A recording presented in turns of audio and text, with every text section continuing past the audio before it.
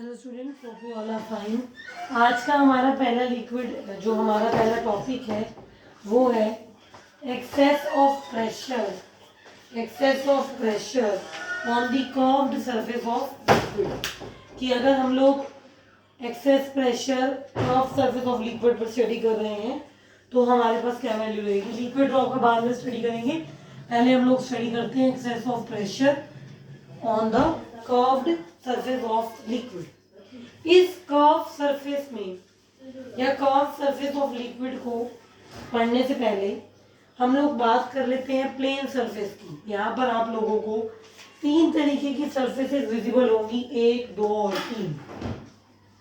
आपको डायग्राम में तीन तरीके की जो सरफेसेस हैं वो विजिबल होंगी। एक सरफेस प्लेन है, एक सरफेस आपकी कन्वेक्स है, तो एक सरफेस आपकी कनकेव है। एक कन्वेक्स है, एक कनकेव है, तो एक आपकी क्या है, प्लेन है।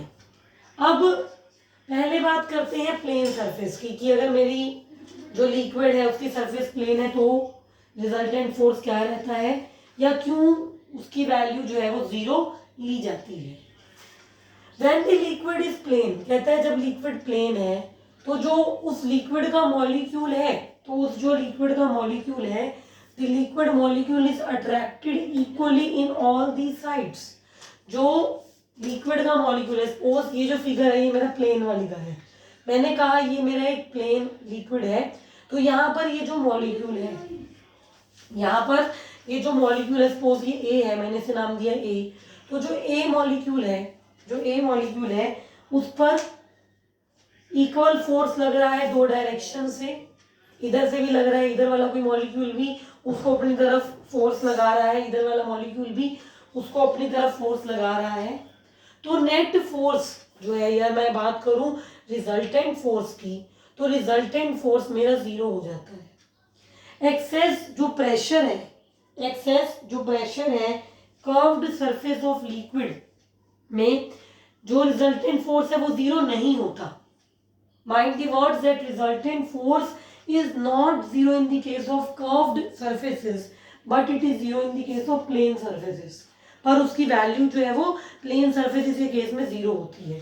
क्यों 0 होती है, अगेन मैंने आपको पहले ही बताया कि दो डायरेक्शन से इक्वल एंड अपोजिट फोर्स लग रहा है and therefore the value of resultant force becomes equal to 0।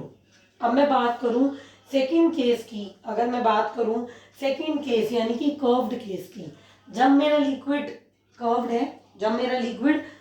है तब क्या होने वाला है, क्या रिजल्टेंट फोर्सेस रहेंगे या रिजल्टेंट फोर्सेस नहीं रहेंगे, रहेंगे तो क्यों रहेंगे, नहीं रहेंगे तो क्यों नहीं रहने वाले। Let us talk about that concept also. When the liquid is curved, कहते हैं जब लिक्विड कर्व्ड है, the molecule is acted by forces S. जो मॉलिक्यूल है उस पर फोर्स लग रहे हैं एस। कैसे, इस फिगर को देखिए, ये मेरा मॉलिक्यूल है भाई, ये मेरा मॉलिक्यूल है, ये मेरा क्या है, ये मेरा मॉलिक्यूल है। इस मॉलिक्यूल पर इधर से भी फोर्स लग रहा है, इधर से भी फोर्स लग रहा है, इस मॉलिक्यूल पर इधर से भी फोर्स लग रहा है। ठीक है, ये मेरा मॉलिक्यूल है, इस मॉलिक्यूल पर इधर से भी फोर्स लग रहा है, यानी कि यहाँ पर पड़ा हुआ मॉलिक्यूल भी इसे अपनी तरफ खींचना चाहता है, अट्रैक्टिव फोर्स लगा रहा है, और यहाँ पर पड़ा हुआ मॉलिक्यूल भी अपनी तरफ अट्रैक्टिव फोर्स लगा रहा है। अगेन फिर से देखिए, I am going to repeat this for you कि यहाँ पर एक मॉलिक्यूल है, अगर यहाँ पर एक मॉलिक्यूल है तो उस मॉलिक्यूल पर इधर वाला मॉलिक्यूल भी फोर्स लगा रहा है, इधर वाला भी लगा रहा है। अब अगर मैं इन दो फोर्सेस को यहाँ मैंने फोर्स को एस से डिनोट किया है, I have denoted the forces by S.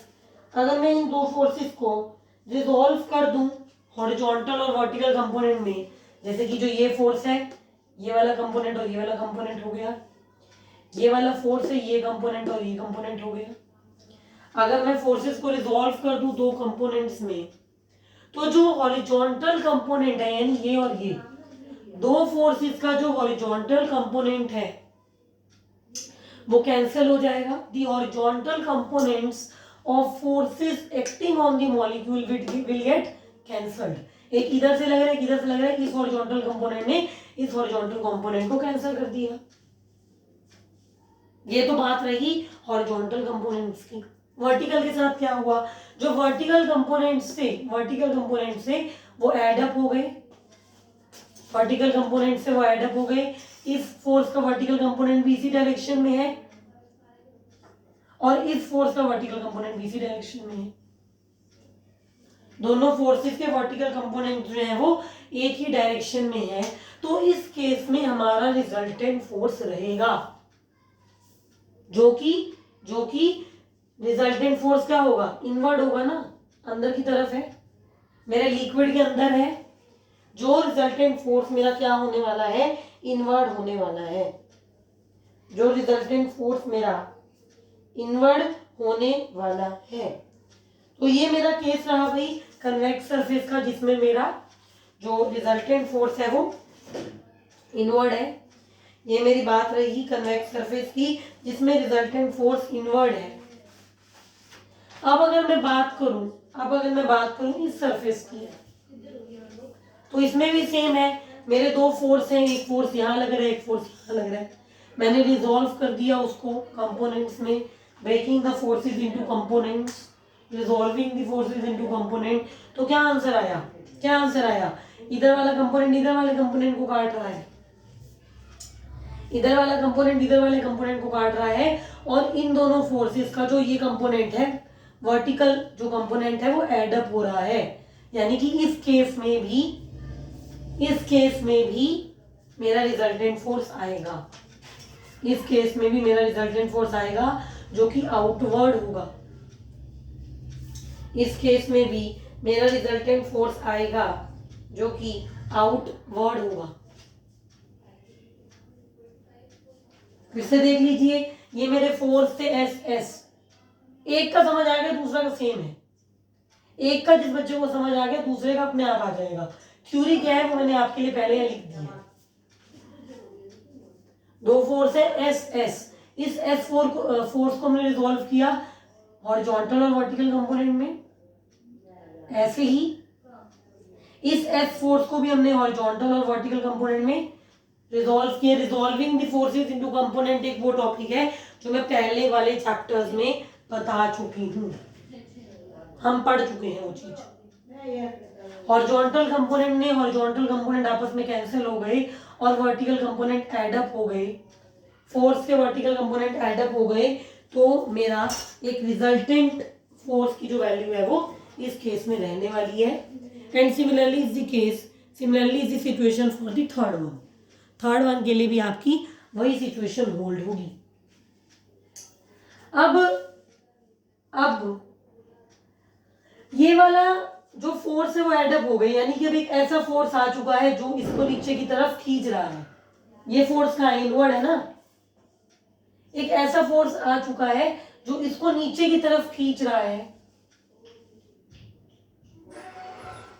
एक ऐसा फोर्स आ चुका है जो इसको नीचे की तरफ खींच रहा है, पर इसकी शेप तो मेंटेन्ड रहती है, या इसकी शेप इसीलिए मेंटेन्ड रहती है, ये इसीलिए प्लेन नहीं हो जाता इस फोर्स की वजह से।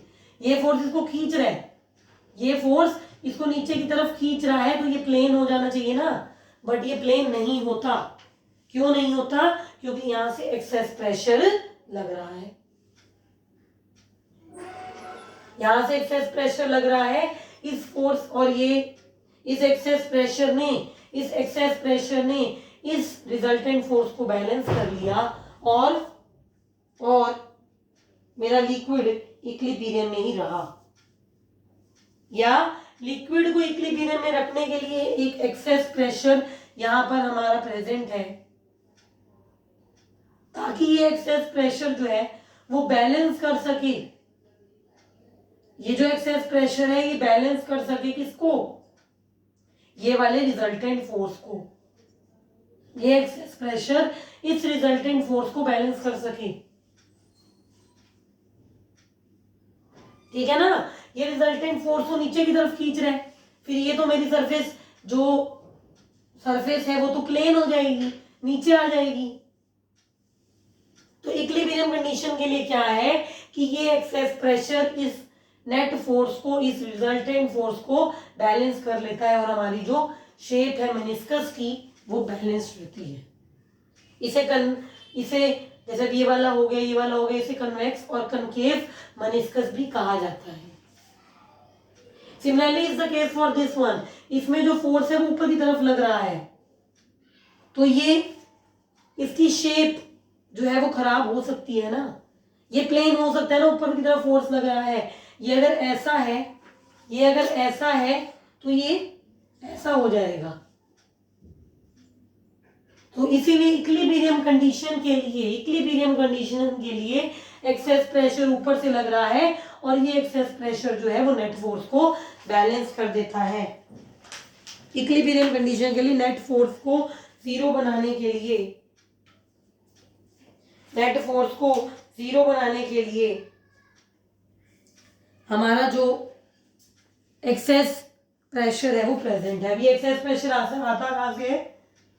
आप सिर्फ इतना याद रखिए कि ये एक्सेस प्रेशर जो है वो प्रेशर डिफरेंस से कॉज हो रहा है।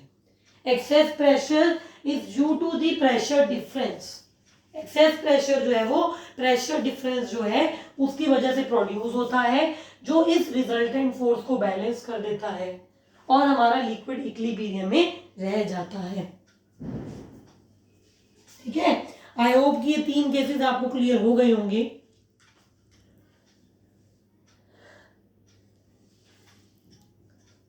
आगे चलते हैं, let us move to the next topic. Next topic है excess pressure inside the liquid drop. कि लिक्विड ड्रॉप के अंदर एक्सेस प्रेशर की क्या वैल्यू रहती है। क्योंकि pressure inside the liquid drop ज़्यादा होता है as compare to the pressure outside the liquid drop. जो लिक्विड ड्रॉप के अंदर का प्रेशर है वो ज़्यादा है as compare to the pressure outside. तो जिसकी वजह से जो एक एक्सेस प्रेशर है उसकी जो प्रोडक्शन है वो देखी जाती है, या एक्सेस प्रेशर जो है वो प्रोड्यूस होता है, due to which an excess pressure is produced. Let S is the surface tension and P naught is the atmospheric pressure। मान लो S जो है मेरा वो surface tension है ड्रॉप का और P naught मेरा atmospheric pressure है। Now excess pressure is given by what? Excess pressure is given by the difference of this atmospheric pressure and pressure inside the liquid drop। यहाँ पर जो PI है आपका, जो आपका PI है वो टोटल प्रेशर जो प्रेजेंट है इनसाइड द लिक्विड ड्रॉप, वो है total pressure inside the liquid drop जो है मेरा वो PI है। तो एक्सेस प्रेशर क्या होगा? PI minus P not, that is the total pressure inside minus the atmospheric pressure, और मैंने एक्सेस प्रेशर को स्मॉल p से यहाँ पर डिनोट किया है। अब एक्सेस प्रेशर की वजह से, due to the excess pressure the radius of liquid drop increases by delta R. कहता है कि एक्सेस प्रेशर की वजह से जो लिक्विड ड्रॉप का रेडियस है वो डेल्टा आर से बढ़ जाता है। जो लिक्विड ड्रॉप का रेडियस है वो डेल्टा आर से इंक्रीज हो जाता है।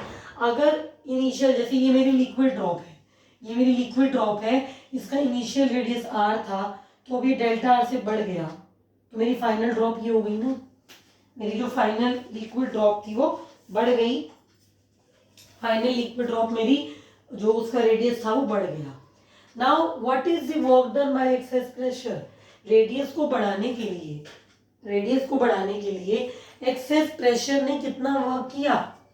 The amount of work done by the excess pressure for increasing the radius. The amount of work done by the excess pressure for increasing the radius of drop is nothing but force into displacement।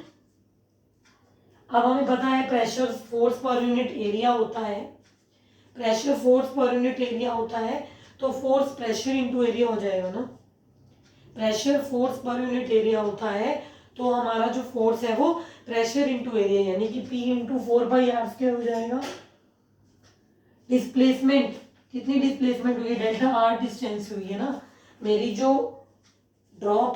Liquid drop है वो delta R distance से बड़ी है। मेरी जो liquid drop है उसका जो रेडियस है वो डेल्टा आर डिस्टेंस से इंक्रीज हुआ है या बढ़ गया है।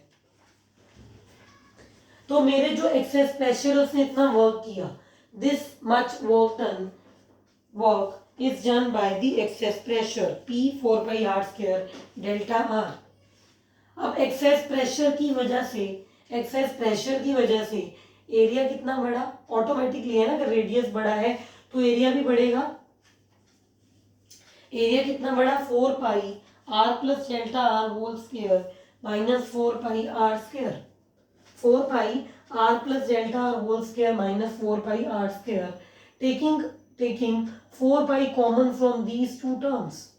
अगर मैं 4 पाई कॉमन ले लेती हूँ इन दोनों टर्म्स में से, अगर मैं 4 पाई कॉमन ले लेती हूँ इन दोनों जो मेरी टर्म्स हैं उनमें से, तो मेरी जो वैल्यू बन जाएगी that would become r square plus 2r delta r plus delta r square minus r square. a plus B whole square का फॉर्मूला लगाया मैंने यहाँ पर, r square plus delta r square plus 2r delta r minus r square. ये वाली term तो इस वाली टर्म से गई, this term is cancelled by this term. Delta r क्योंकि बहुत छोटा